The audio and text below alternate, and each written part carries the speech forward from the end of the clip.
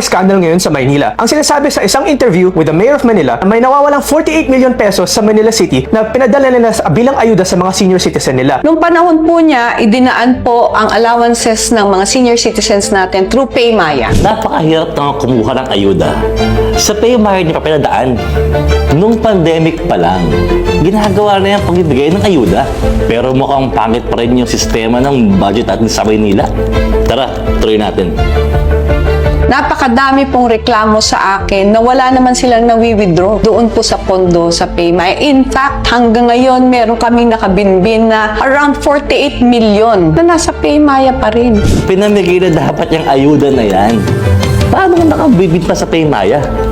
Dapat nakita agad ng mga taga City Hall yung disadvantage ng online banking kapag pinapamahagi yung pera ng taong bayan. Tsaka bakit napabayaan? Bakit ngayon lang nabutan tong issue na to? Bakit hindi nalaman ng mga tao kung saan napunta yung mga pera nila? Nasaan ang transparency?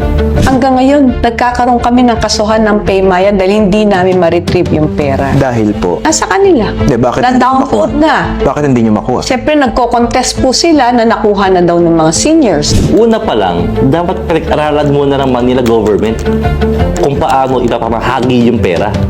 Ang alam lang kasi nila is kung paano to bulsahin. Pag kinausap mo naman yung mga seniors, halos lahat sa kanila. Isang beses lang nakakuha at marami sa kanila hindi nakapag-withdraw. Kaya para sa mga public servant natin dyan, oo, sabihin natin for convenience, pero ano man lang yung haharapin ninyo, yung naninirahan sa mga nasa sakupan ninyo, nakakasiguro ka pa na nakakaabot sa kanila yung tulong. Imagine, taon-taon na naghihirap yung ating mga seniors sa buong Maynila. Kawawa naman. Papaabutin pa ba natin sa mga kabataan itong problemang to? Kasi alam nyo, lumang-luma na to eh. Kaya maganda, pumili po tayo ng mayor. Nakikita yung lumang problema, pero merong bagong solusyon.